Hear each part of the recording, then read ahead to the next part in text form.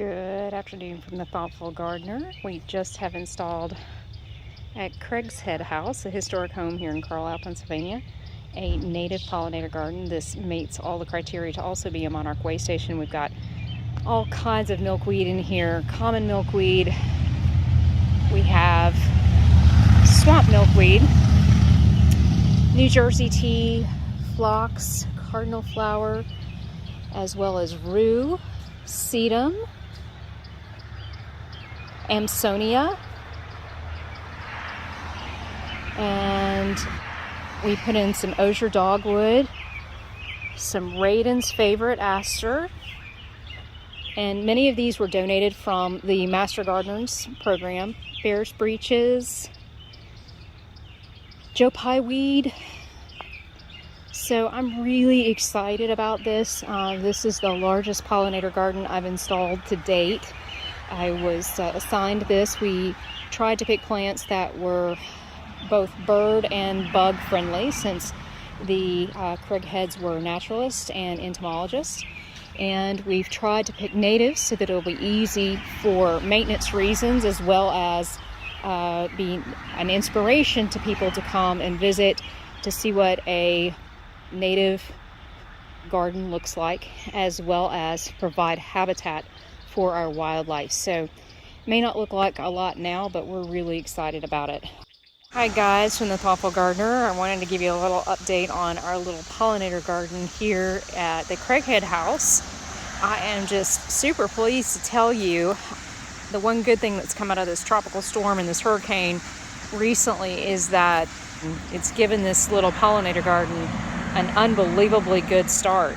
And you see here spotted bee balm. We have seen megachilies, bumblebees, honeybees, wasps all over this today. It is absolutely loving it right here. In fact, I'll show you one of these little megachile bees. I absolutely love these guys.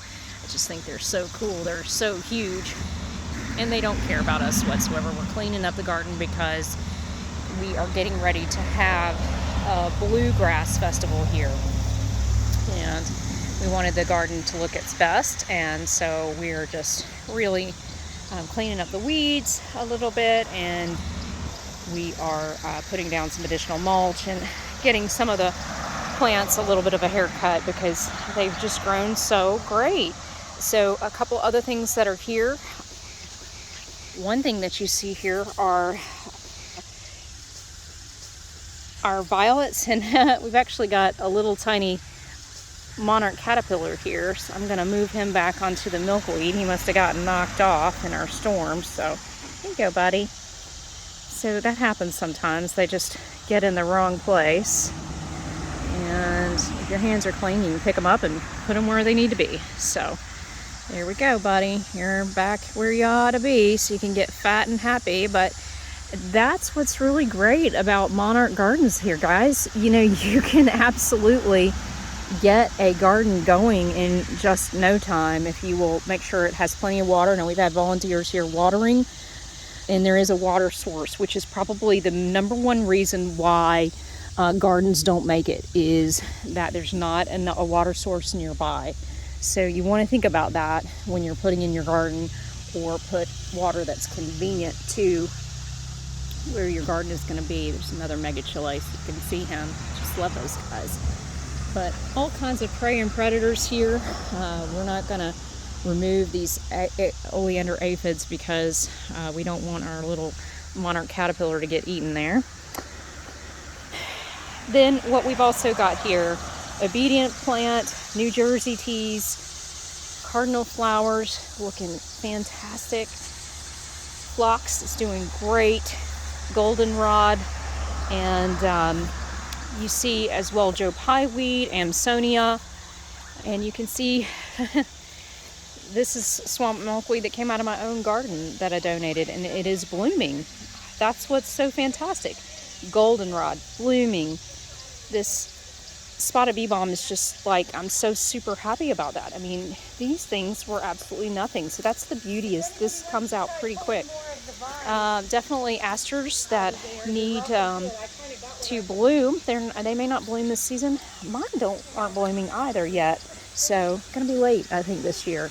This is the Raydons Aster, by the way, if you're interested. But you can see the gardeners cleaning everything up here. Pye Weed, blue Cardinal Flower.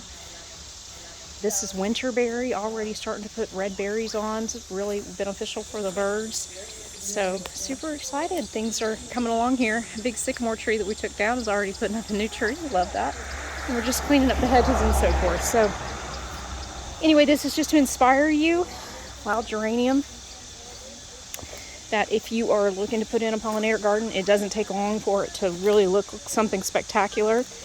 Here you see pink Phlox, some beautiful black-eyed Susans, more Phlox, and this is blue-eyed grass, so pretty, and a Dahlia that's coming along. So anyway, just thought I would give you a little tease of what we've been working on and how great it looks in just yet one season. Garden thoughtfully. Take care.